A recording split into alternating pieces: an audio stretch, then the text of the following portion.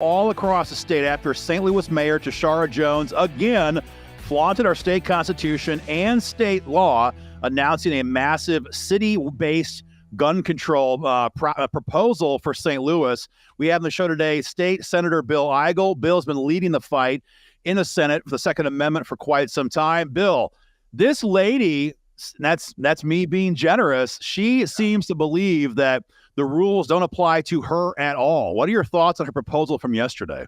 Well, I tell you what, Aaron, this is another bad idea coming out of the city of St. Louis. And I hate to say this, but we've gotten way too used to hearing these kind of bad ideas from the city of St. Louis that are intended to fix problems, but couldn't be more off base. Tishaura Jones said in her press conference yesterday that she's going to fight like hell against the legislators who are trying to stop her from infringing on the Second Amendment rights of Missourians. I got to say, I wish she would. I'm wondering, is she going to fight like hell to actually put criminals in jail down in the city of St. Louis? Because that's what they need. Is she going to fight like hell to support the police departments instead of defunding the police departments down in the city of St. Louis? Well, according to her track record, according to what she said yesterday, the answer to those questions are no, because she's going to skip straight to gun grabbing.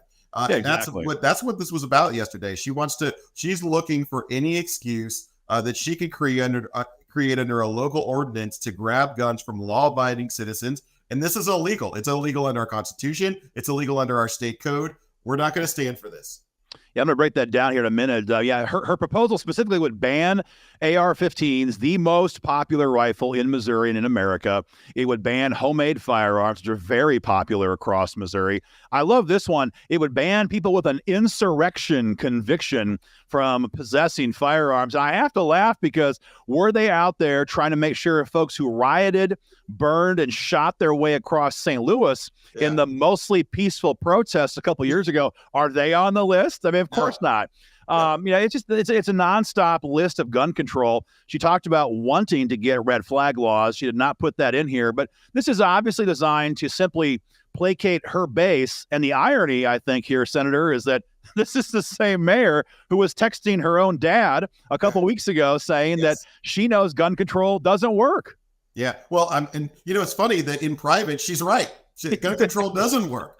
And the fact that she was willing to admit that in private text messages that got released to the media in St. Louis, but then she comes out and in front of all the cameras yesterday says that in spite of the fact that she knows it doesn't work, she's going to propose that as some sort of solution for the people of St. Louis, tells you that she's just another hypocritical politician that is interested in nothing more than the power trip of being able to tell citizens what to do.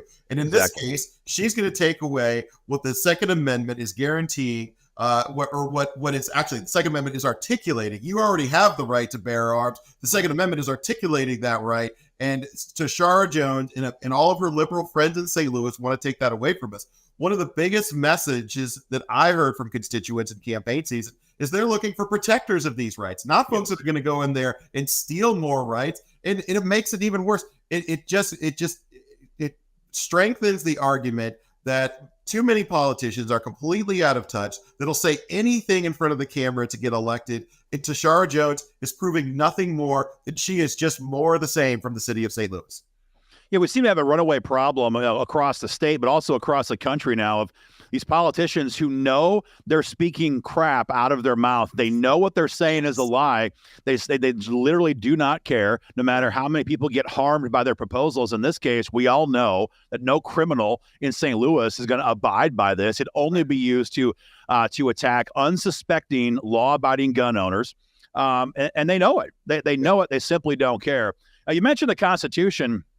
I want to read just a small section of this for those who don't know. The Missouri State Constitution is actually far more protective even than our own Second Amendment in the U.S. Constitution. It's a very well-written document. I'm just going to read a portion of it.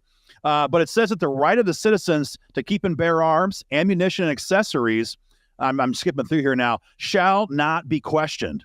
The rights guaranteed in this section shall be unalienable, and any restriction of these rights will be open to strict scrutiny, and the state of Missouri shall be obligated to uphold these rights and to protect them against people like Tishaura Jones. I mean, Our own documents are very clear. And Tishaura Jones couldn't care less about the Constitution. She couldn't care less about the laws that we're passing in Jefferson City. And that's why, let's take a look at the city of St. Louis for a second. The reality is St. Louis City is a mess.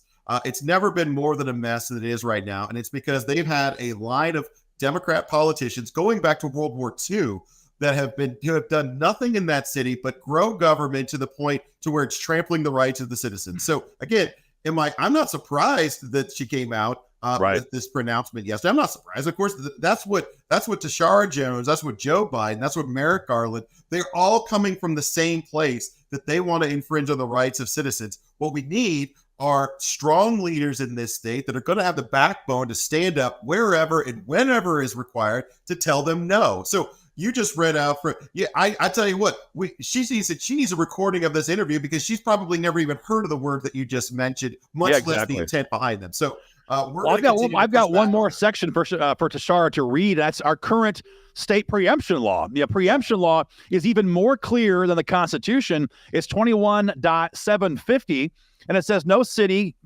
town, county, village, it goes on and on, shall adopt any order, ordinance, or regulation that would in any way impact the sale, purchase, transfer, ownership, use, possession, or bearing of any firearm, components, or ammunition here in Missouri. Like, it is abundantly clear in the Constitution and the state law that what she's doing is unconstitutional. And as you said, her only action is, I know that I'm going to fight like hell against state law and against the state constitution. Yeah, there's a but here, though. There's a but here, and I'm very familiar with that preemption standard. And the but is, though, that there's no teeth behind that law. There's no teeth. There's no penalties that are actually written into that preemption law that will actually specify what's going to happen to Tishaura Jones or the city of St. Louis if they don't follow that law. So here's what I'm letting you. I have not told anybody else this so far, Aaron, but I'm going to tell you. I'm going to tell all your listeners. I am drafting legislation right now that's going to add both criminal and civil penalties for anybody that violates that preemption law. We're going to start protecting the Second Amendment around here. I don't care if you have liberals in St. Louis City or the liberals over in Kansas City, by the way, because a lot of times they're just as bad. We're not going to tolerate the flouting of state law and the protections that are in our Constitution. We need both of those things, by the way. Criminal penalties for public officials that want to infringe on the rights of citizens. I mean, have we not learned anything from the COVID environment about how dangerous that can be? And secondly, civil penalties. I tell you what, Aaron, you know where we've used civil penalties before on precisely this issue. We did it on the Second Amendment Preservation Act. Look how well that has worked, because we haven't had very many issues with the federal government coming into the state of Missouri and getting the coordination from state agencies. We can apply that here and protect and make sure that the people in St. Louis City have the same protection of their rights as every other person in this state. Well, I love hearing that. I love hearing, first of all, teeth. I love hearing a combination of criminal and civil. For those who don't know, what that means is that they can be, she could be criminally charged by AG Andrew Bailey. But even better in some ways is that individual gun owners in St. Louis could sue that department in civil court for fiscal damages. And what that does is it takes the government out of the entire thing. The individual gun owner whose rights are impacted could just on your own drag them in a civil court for damages. That's the way we did it with SEPA. And you're right. I mean, this day and age, we have tyrants from the White House to the county courthouse and everywhere in between trying to just grind their thumb down on the American people, both in Missouri and across the country. Never been more important to have actual teeth to our laws. I know that a lot of us, I think, speaking for myself, you would have thought that when we passed these laws, there was the assumption that they'd be obeyed.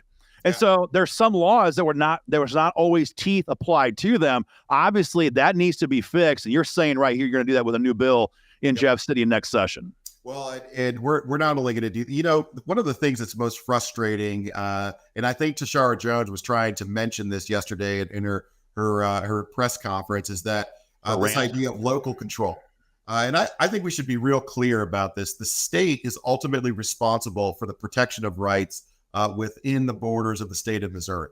We empower local governments to protect the rights of citizens at a local, more efficient level. But if that local jurisdiction fails or refuses to protect the rights of its citizens, it is absolutely the role of the government in Jefferson City to step in and protect the rights of those people. And so whether it's St. Louis City, if the tyranny is on a different issue in St. Louis County or it's in Kansas City, We need strong leaders in Jefferson City that are going to be willing to take the slings and arrows that are going to come our way. Because you know what they're going to say about me the moment I come out and say, we're going to have a firm stance against the city of St. Louis misbehaving.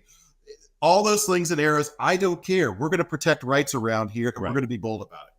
Well, the thing is that we have to deal with this right now in St. Louis. If we don't, we're going to wake up a couple months from now, and we're going to have dozens of cities and counties in our bluer areas across the state who are adopting the exact same policies that any Missourian who's happened to have the misfortune of traveling through one of these localities on their day-to-day lives could be pulled over, and under these proposals, could be arrested and criminally charged because they broke a city statute. That's why we've always had a clear preemption law, which for those who might not know what that means, is designed to preempt the entire issue of the Second Amendment and take it away from from city control and make it a uniform statewide issue so that Missourians way up north and way down south know we have a uniform standard of law to abide by.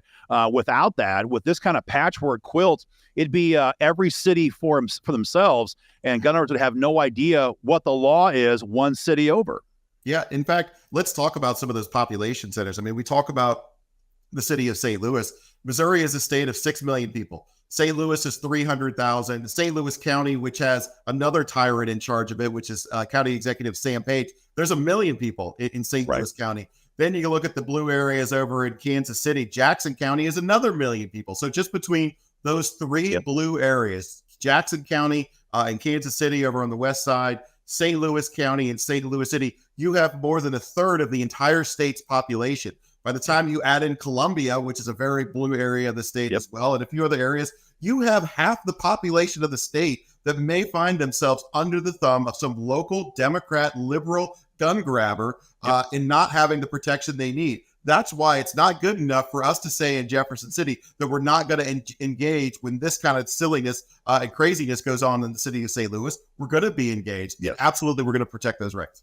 You know, it kind of made me laugh hearing Tyrant Jones talk about the need for red flag laws. Of course, you're the lead sponsor for our organization on SB 10 from this past session, which the goal is to ban red flag laws altogether here in Missouri, because we know that once you open the door on that and you allow individual people to make these complaints by phone, attacking their an ex-spouse from 15 years ago or 15 minutes ago, once you open that door into allowing liberal judges to simply order the confiscation of your firearms, we're going to have massive numbers of Missourians disarmed who've never set foot in a court of law at all. Yeah. So, Aaron, I got to give credit to your organization, because let's talk about Senate Bill 10 and what happened there. Part of the education that you're doing, and you did this when Senate Bill 10 was voted down in committee. You remember that dark day. Oh, yeah. It didn't fail because of the Democrats. No. It failed because of Republicans who, I guarantee you, never said to their constituents in campaign season they were going to vote against protections for our Second Amendment rights. It was Republicans that did that. That's why the absolute void of leadership that we're seeing out of Jefferson City, and I say that as a general and total statement, is having an impact all over the state. It's not just Democrats that are refusing to protect your rights. It's soft Republicans as well. So whether it's Senate Bill 10 or it's adding criminal and civil protections to the preemption law in this state, this is a big deal, and we need to be engaged, and you're helping to get that word out, and I'm very thankful for it. Well, we enjoy that. I mean, we all know here we have the kind of the same motivations we all do. This is about, and some people say, well, I already have all the guns I need. Well, I mean, frankly, my wife always tells me I do too. But the point here is always about our grandkids. And, we are in a very dangerous times right now in Missouri, but across the country right now, where a growing number of these red states are being led by people who do not seem to understand the times in which we live.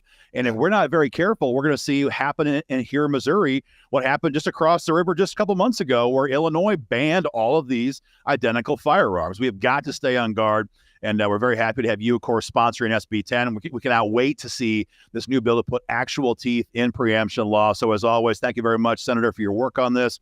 Folks, we'll have more information coming out in the near future, action links you guys can take to encourage your state senator to get involved in this fight as well. It is no longer enough for your state senator, your state rep to vote pro-gun. If they will not lead in the fight for gun rights, they need to be challenged in that laziness. We'll have more information in the near future. Thank you again, Bill, as always. We appreciate your time. Always a pleasure, Aaron. We'll talk again soon. Take care.